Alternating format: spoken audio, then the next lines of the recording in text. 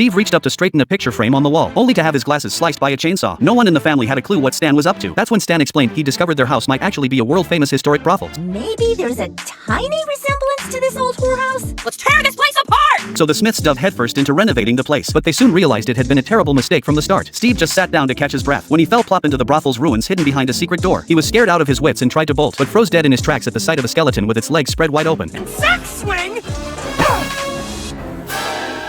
And just like that, Stan's house was transformed into a museum. There was even a tour guide on hand, spouting off all the sordid history of the brothel. The tourists got bored to tears after 2 minutes and started heading for the exit. But when they wandered into the living room, Jeff and Haley's argument grabbed everyone's attention, so the tourists decided to stick around, eagerly gawking at the Smiths' chaotic daily life. When Stan caught wind of this, he immediately herded the tourists over to gawk at Steve. There he was, flirting up a storm with a pillow. Then he tried to make his next move, but fumbled around for ages, unable to undo a single button. Damn it! This thing is impossible! What am I, Harry Houdini over here?